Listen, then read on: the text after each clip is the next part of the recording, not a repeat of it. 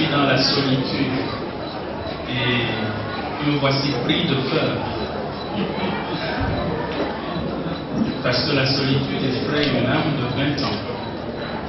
Et la mienne a toujours 20 ans, mon âme, même si la tête peut vous tomber à la façon dont elle est dégarnie et dont elle fleurit de ces fleurs qui marquent les 3e et 4e âge.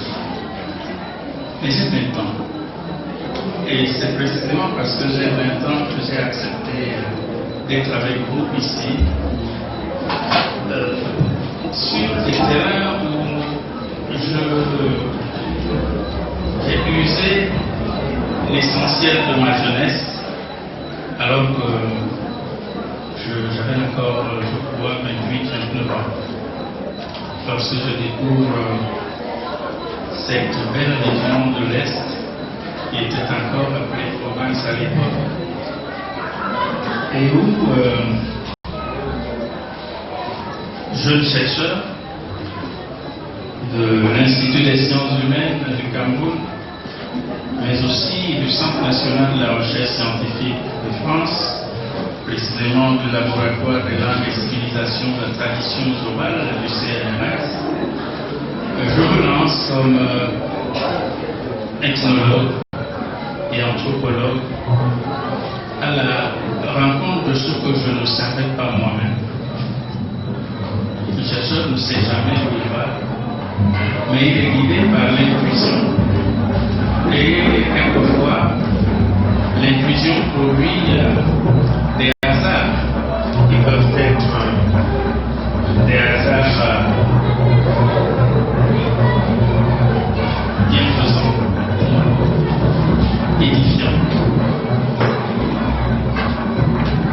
puissent illustrer et consacrer des rencontres entre l'intuition et les objectifs définis à la recherche. Alors je viens vous parler des causes divines, moi qui ne suis point né causes divines. Mais je puis vous assurer, peuple d'ici, que j'ai pris l'habitude d'appeler du fait de la tradition elle-même pour nous médium. Pour me médium et belle et yamkana. Pour nous médium et yamkana. Bimboté. Alors, venons-en au fait. Madame sénateur, Madame le procureur, Monsieur le représentant du préfet, Monsieur le directeur général du corps autonome de douane, honorables et distingués invités,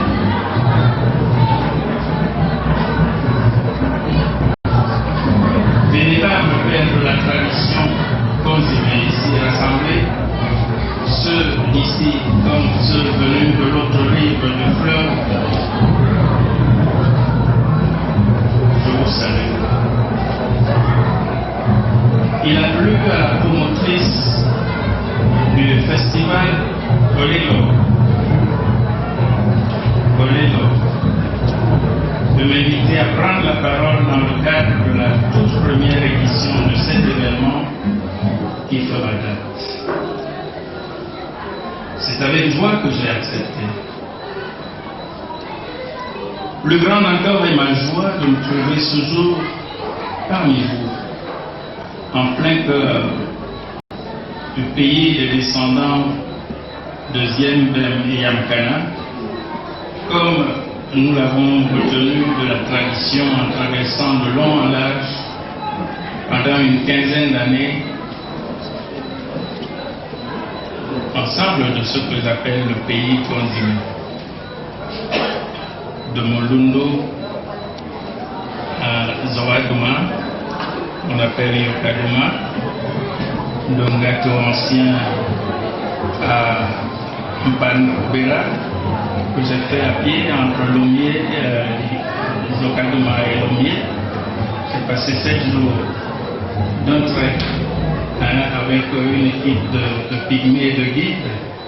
J'ai encore le souvenir de M. Saloum Albert, qui était à l'époque membre du Conseil économique et social, qui était mon guide principal dans cette traversée de la forêt, suivant un tracé qui n'existait plus, qui a été recouvert par la forêt, mais qui avait été tracé de la route allemande, qui reliait Yokohama à Lomé, et qui passait par Pancovera. Je vous raconterai peut-être plus tard pourquoi cette route-là m'intéressait.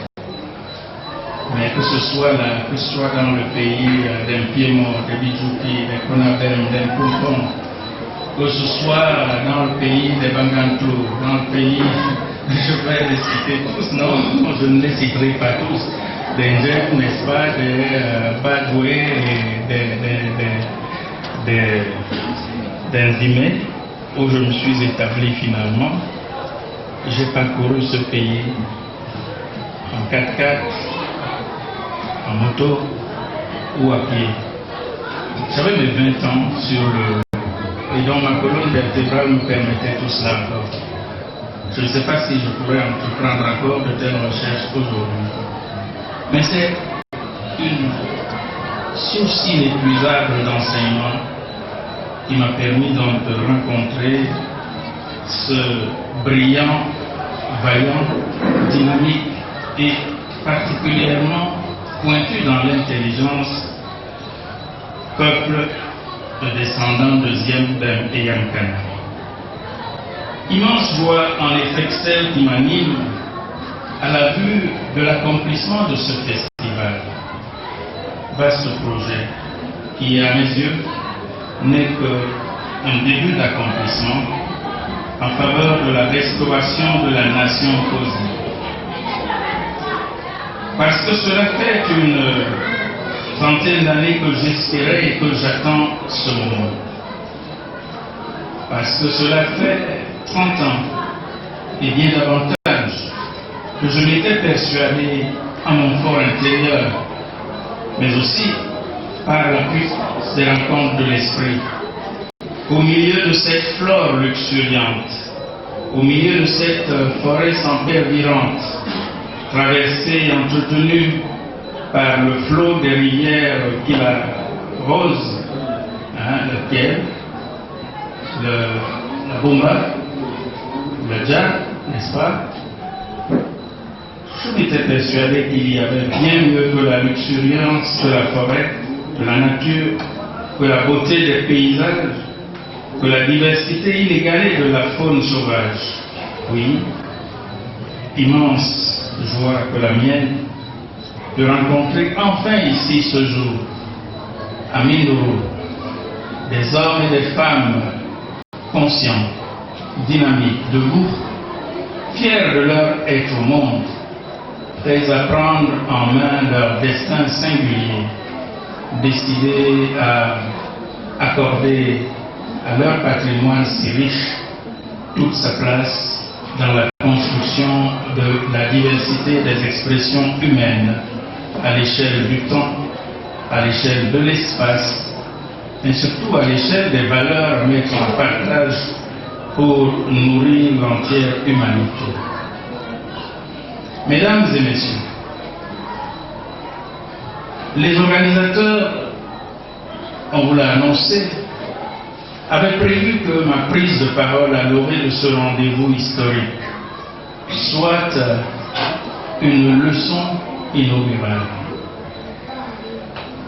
Et je vous prie d'accepter que je déroge à leur souhait pour vous proposer plus modestement un simple entretien inaugural à bâton rompu. Comment en serait-il autrement quand on a pour mérite que d'avoir été un observateur d'une face, si belle soit-elle, d'un immense et incommensurable gisement? Comment imaginer d'élaborer une leçon lorsqu'on est encore et toujours soi-même qu'un humble disciple face à l'étendue de la cause considérée. Car tel est bien mon statut ici, moi qui l'ai consumé, l'ai découvert au détour d'un de ces hasards que parfois réserve la démarche scientifique. Entretien inaugural donc, et sentons-nous libres, tous ensemble, de mener cet entretien. Mais puisque nous en parlons, je crois que Madame la présentatrice tout à l'heure vous a présenté également un ouvrage. Ce livre est le fruit de 15 années de présence sur le terrain à travers les forêts. Au moment où j'arrive dans le pays consumé, évidemment, j'avais été ailleurs. J'avais publié des choses ailleurs, sur les bassins, sur les Bourous, sur les peuples bantous du Cameroun ou d'ailleurs, sur des peuples du Sahel, des régions de l'Afrique occidentale. Je m'étais même permis de faire une publication sur les peuples d'Afrique du Sud, les Xhosa notamment, et sur ceux du Botswana à l'époque. Mais ma soif était loin d'être étanchée. Parce que, vous me demanderez, je l'ai déjà dit dans longtemps, qu'est-ce qu'il cherchait en fait ce jeune homme que j'étais? Je cherchais deux choses. Et nous y reviendrons tout à l'heure. D'abord, à découvrir dans le pays qui est le mien, le Cameroun, autre chose que ce que mettons-le entre guillemets, les Blancs avaient découvert déjà. Et qu'ils avaient plus ou moins révélé, avec plus ou moins de bonheur, aussi quelquefois plus de malheur que de bonheur révélé au monde. Je cherchais à résoudre une équation. Les chercheurs africains, si brillants fussent-ils, étaient tout le temps sur les traces des Blancs, des recherches des Blancs. Certes, sur le terrain, je découvrirai l'excellent travail de Koch sur les médecines et la sorcellerie dans ce pays, qui est le pays consumé, le docteur Henri Koch, qui a été administrateur, je crois, de cette région basée à Messamina dans les années de colonisation française ou de présence coloniale française, parce que le Cameroun n'a jamais été une colonie. Mais en même temps que je voulais me détacher du mimétisme inscrit dans la démarche des scientifiques africains, il me tardait de découvrir et de révéler au monde quelque chose d'original.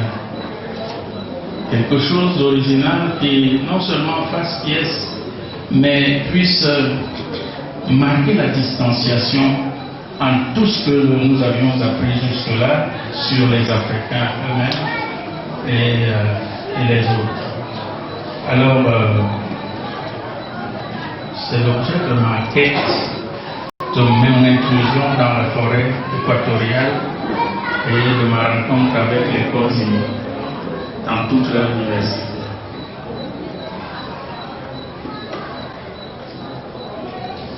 Je vais vous le dire comme je l'entends.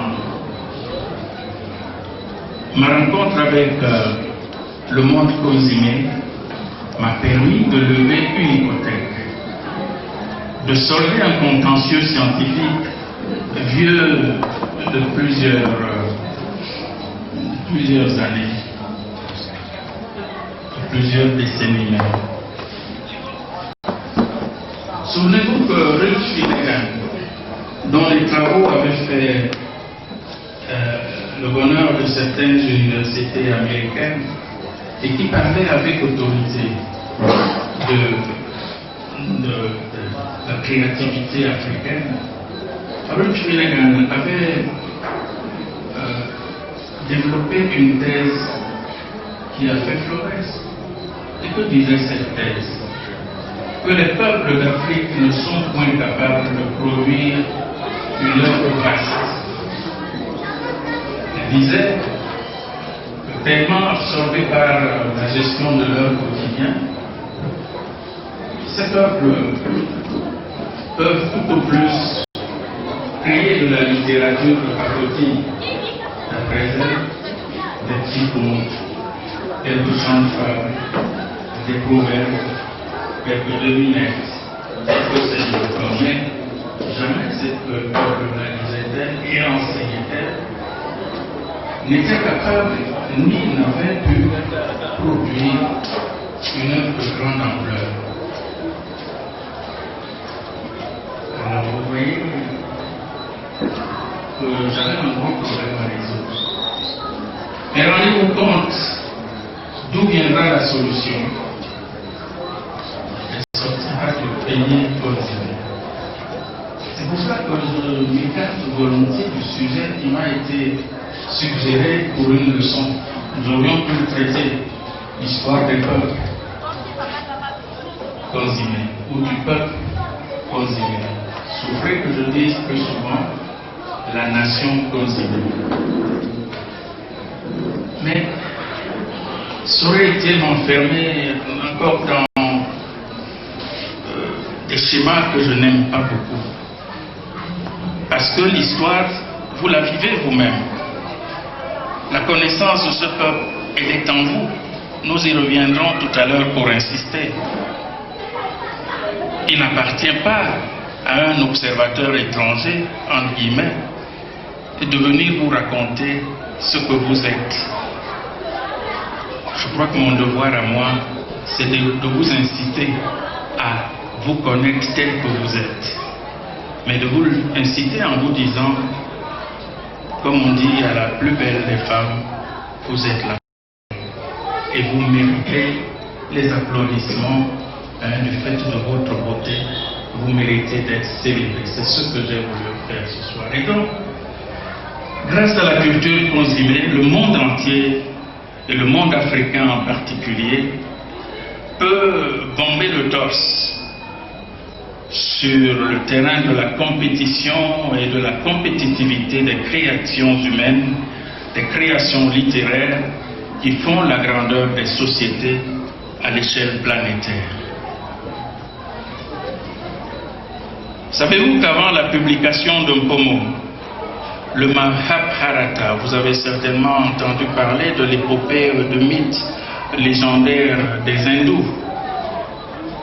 Ce livre-là, le Mahabharata, qui est lui aussi tiré de la tradition orale des Indiens de l'Inde, pas de ce que les conquistadors ont passé par terre et trophées pour leur développement.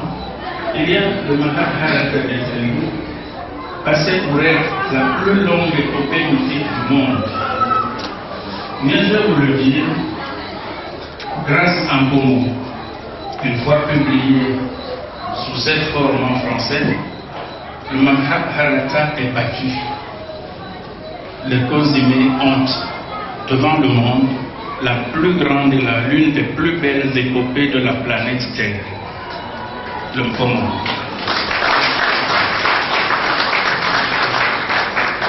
Alors si ceci n'est pas votre histoire, qu'est-ce que cela serait? C'est là, me semble-t-il, plus qu'une raison d'espérer. J'ai droit à combien de minutes encore? Je peux prendre mon temps.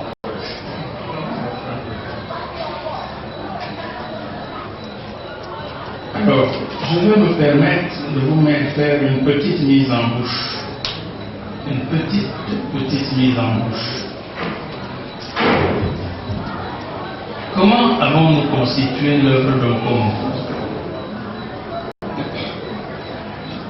Nous avons conduit notre recherche selon un cheminement des plus classiques en la matière. Il me soit permis de ne pas m'attarder sur les difficultés rencontrées tout au long de cette démarche intellectuelle et scientifique. La moindre de ces difficultés ne fut pas ma non-appartenance au groupe Cosime. L'étranger en guillemets, alias Mourionkan, n'est-ce pas? Le Mourionkan qui était le chercheur se devait de briser toutes les réticences de ses hôtes, d'aplanir les doutes sur l'objet de son entreprise, de conquérir la confiance des uns et des autres, d'emporter l'adhésion de tous au projet, de s'assurer la disponibilité de l'artiste une fois que l'artiste avait été découvert, de susciter de la part de ce dernier une production littéraire de premier choix. Par le passé, travaillant dans une ère culturelle qui nous était familière et plus propice, nous avions acquis une certaine expérience en matière de collecte de la littérature dite orale. Je préfère souvent dire la littérature patrimoniale. Eh bien, nous en avions même, à la suite d'auteurs et de spécialistes émérites, tiré nous-mêmes un ouvrage de référence, un guide méthodologique à l'usage des enquêteurs et du public intéressés par la tradition orale en terrain africain. Le commerce d'un pomo nous a donné l'occasion de procéder à la mise en œuvre critique de ces approches méthodologiques que nous-mêmes avions élaborées, au fin d'en consacrer la pertinence, notamment à travers les deux phases capitales de la recherche que constituent la collecte d'un récit et l'établissement d'un texte littéraire, deux phases où le chercheur est interpellé depuis les sources orales jusqu'à leur restitution dans une perspective éditoriale. Dans le cas du présent ouvrage, Lukomo, Le Prince de la Grande Rivière, la collecte de récits a été réalisée en plusieurs étapes complémentaires. Lors de séances de récitation nocturne, publiques et en privé, entre l'artiste et le chercheur, au cours de consultations ciblées sur l'un ou l'autre passage du récit déjà enregistré. Les séances de récitation publique ont toujours été programmées à l'avance et préparées méticuleusement sur mon initiative personnelle, en liaison avec l'artiste Minkan Kudjo lui-même, toujours vivant. Il a aujourd'hui 98 ans, mais il est toujours vivant, bien que fatigué. Il est du village de Kungulu, sur la route de Ngoïla. Et nous travaillons aussi beaucoup avec le concours de son homme Abiedom, qui était chef du village de Kungulu, et de sa femme. Le rôle de cette dernière était particulièrement délicat, le rôle de la femme. C'est à elle que revenait la tâche de coordonner les femmes participantes en sorte qu'elles veillent, chacune, à la discipline de leur progéniture, les enfants qui venaient assister aux veillées que nous organisions. En outre, il lui donnait certains soirs d'assurer un service de repas pour les notabilités présentes, et dans tous les cas, elle était chargée de gérer les réserves de boissons et les provisions alimentaires constituées pour accompagner les prestations publiques. Je ne vais pas vous lire tout cela. Je dis que c'est une mise en bouche. Mais ce qui est intéressant, c'est une fois que nous avons recueilli le texte, je peux vous donner une petite idée de l'ampleur de ce texte.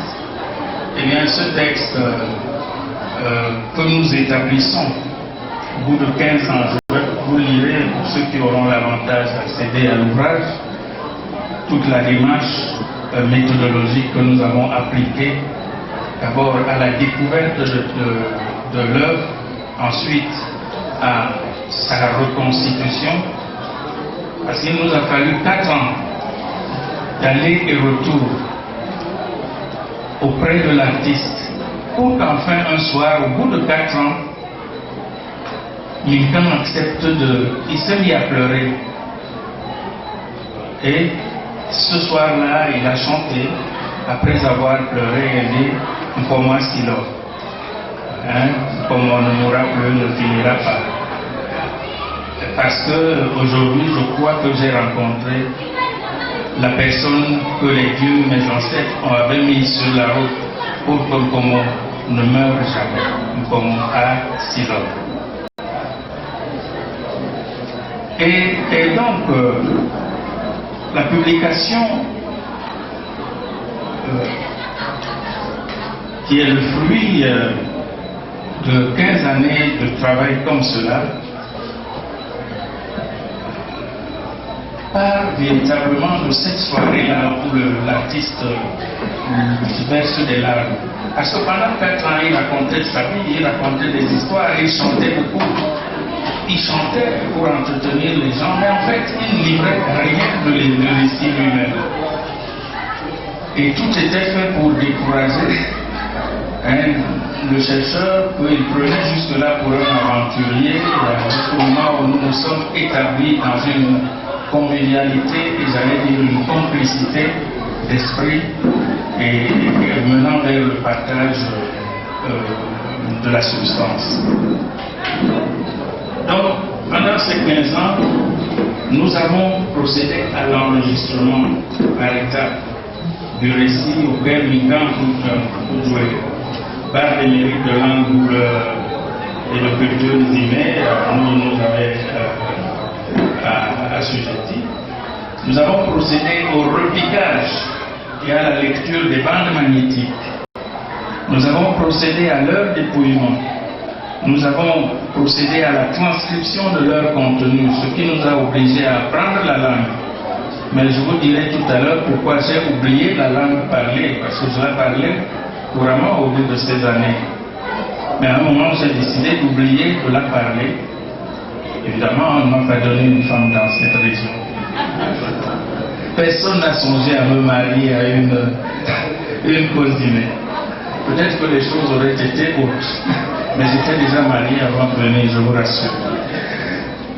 Donc nous avons procédé à sa traduction justa-linéaire, à la mise en cohérence de la récitation initiale, à l'organisation de cette récitation en un texte, en un discours obéissant à une logique narrative sans fioriture, à la vérification auprès du barde lui-même et auprès de sa communauté culturelle de la conformité de cette logique narrative avec la vision authentique, fondatrice du récit lui-même. Enfin, et ce n'est pas la moindre des choses, nous avons nous-mêmes procédé à la saisie informatique du produit dans son ensemble. Et quel était ce produit? Nous sommes partis de 32 bandes magnétiques de 3 heures chacune. 32 bandes magnétiques. Sur ouvert 4000. C'était le meilleur enregistreur de l'époque. Nous avons donc établi la version qui est consignée et qui a été consignée dans les pages de l'ouvrage et qui est un condensé relativement propre, c'est-à-dire débarrassé de tout ce qui est scorie, répétitions inutiles, redondances, n'est-ce pas? Et c'est cette version-là finie qui va nous donner 96 heures d'enregistrement propre, soit l'équivalent de 4 jours et 4 nuits de récitation ininterrompue. Alors c'est cela le travail de Nkomo. Alors vous imaginez que c'est dans la tête de l'un des vôtres, d'un digne fils de cette région, du pays consigné, un tel trésor se trouvait consigné. Et pour bien faire les choses, une fois que nous avions fini ces enregistrements, nous avons entrepris de les confronter de revisiter d'autres régions. Et je crois que le colonel, je ne sais pas s'il est dans la salle ou s'il est parti, le colonel Dogo, Benjamin, il a présenté tout à l'heure des notes de son père. J'ai eu le privilège de rencontrer ces chefs-là, du côté de Messamena, dans ma quête d'une version qu'on m'avait recommandée. On m'avait dit qu'il y a quelque chose d'équivalent que l'on peut retrouver du côté de Messamena qu'on appelait la Djala. Mais les personnes qui étaient capables de raconter la Djala me racontaient quelques histoires et étaient fatiguées et ne pouvaient jamais aller au-delà de 2 heures d'entretien véritable. Et j'ai été sur d'autres terrains pour voir si chez les voisins, les Makas, il y avait quelque chose d'équivalent. Rien de tel. Je puis donc vous assurer que vous êtes l'un des rares peuples au monde à avoir une épopée mythique, une épopée légendaire de cette ampleur. Donc pour revenir au sujet proposé par les organisateurs, à savoir l'histoire des peuples causimés, je voudrais, ayant pris tout mon temps et ne voulant pas abuser du vôtre, inviter chacun d'entre vous, fils et filles causimés, à en être ou à en devenir l'auteur. Soyez l'auteur, chacun pris isolément, de l'histoire des peuples causimés. Car c'est à vous-même, en tant que peuple, désormais érigé en nation, grâce à ce lien imprenable, inaliénable, immémoriel que constitue le récit, à la fois épique, légendaire et mythique de vos origines, c'est à vous, dis-je, qu'il revient de prendre ou de reprendre le flambeau, de vous approprier définitivement votre destin. Sachez-le, pour peu nombreux sont les peuples qui, dans le monde, peuvent se targuer de disposer d'un mythe fondateur aussi puissant que celui du peuple ou de la nation causimée. En Afrique, vous faites partie de cette crème rare. Oui, peuple causimé, vous faites l'honneur de l'Afrique. Peut-être l'ignoriez-vous, mais alors, à partir de ce rendez-vous qu'aujourd'hui porte sur les fonds baptismaux, la promotrice du Festival des peuples causimés, je voudrais vous inviter à vous unir, à unir vos mains, à vous donner la main, à cultiver la fierté d'être vous-même. Je vous invite à suivre la voie tracée par la bien nommée les Doués. Comme un seul homme, d'une seule voix, dites-lui, arrête de pleurer, cesse tes larmes, essuie tes larmes, les Doués. Ayant compris son engagement et saisi le sens de sa quête intrépide, daignez accepter, chers frères et sœurs, de la suivre sur la voie de la défense et illustration de la civilisation causimée. Comme Mpomo, qui suivait soumis sa brillante et inégalable mère en Kwambubi Kumkelmezien, la positive mère de l'humanité. Pour moi, c'était la mère, la nouvelle Kwambubi Kum, et qui avait pour alter ego la deuxième mère de Pomo, parce que Pomo aura eu 2 mères. Il y a évidemment sa mère biologique, et puis Andé, l'autre mère, celle qui va l'initier aux sciences occultes et aux puissances, n'est-ce pas, qui vont faire de lui le surhomme qui va combattre son demi-frère Nkoum. Et vous verrez tout cela, c'est exaltant. Kolelo, la liane, le lien du passage, le lien de la traversée ne sera rien si cela n'est le lieu de la reconnexion. Nous sommes au siècle de la connexion. Tout le monde nous dit: je ne suis pas connecté. Ah, je suis déconnecté. La connexion ne marche pas. Eh bien, que Kolélo soit le lieu de la reconnexion. Se connecter à soi-même. Et pour la nation Cozimé, réaliser la connexion entre son unité des origines, la grandeur de ses valeurs patrimoniales et les enjeux des temps présents pour inspirer un nouvel avenir d'humanisme agissant au service de tous les peuples de la Terre. Me revient d'ailleurs ici à l'esprit ces mots que me susurrait un soir de 1981 une vieille personne au milieu d'une veillée à Kongolo. Elle me disait: cher fils, vous savez, un pomo pour nous, c'est notre Jésus-Christ. Voyez, juste pour cela, la quête de spiritualité n'est pas loin. Le retour à la spiritualité agissante, pré-chrétienne, montre bien qu'il y a autre chose derrière un pomo que simplement des mots et de la littérature. J'en ai sais un petit quelque chose d'un ouvrage que j'ai réservé, que je n'ai pas encore publié, et parce que je ne savais pas si j'aurais un public. Je n'ai pas tout publié.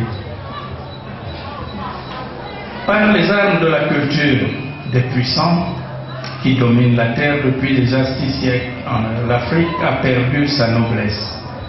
C'est donc par la puissance de sa culture retrouvée, recoléloisée, c'est-à-dire reconnectée. Vous voyez, on peut même sortir un néologisme de colélo. Oui, la culture de l'Afrique retrouvée, recoléloisée, n'est-ce pas? C'est par cette puissance-là que les Africains retrouveront leur dignité et leur honneur perdu. Le cercle de Tola, dont j'ai l'avantage et le privilège d'être le secrétaire exécutif par ma voix, vous encourage à persévérer dans cet esprit de la reconquête de soi qui prend corps ici ce jour en ce terroir de Mindourou. Nous serons à vos côtés. Nous serons à vos côtés. Parce que le cercle de Tola est une institution panafricaine, interétatique. Je suis à même de vous dire, peuple Cozimé, hommes et femmes d'ici, ici réunis à Mindourou, l'Afrique a besoin de toutes vos initiatives pour les faire connaître et les soutenir.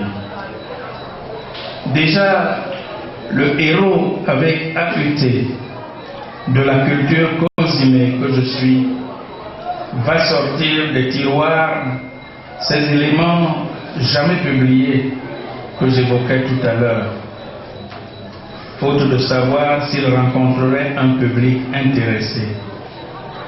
C'est ainsi que dans les prochaines semaines qui viennent, la version originale en langue, entièrement en langue Cozimé, que j'ai ici, qui n'a jamais été publiée, j'ai décidé, à la suite de ce festival et de l'engouement que j'ai vu, j'ai décidé de la publier dans les prochaines semaines.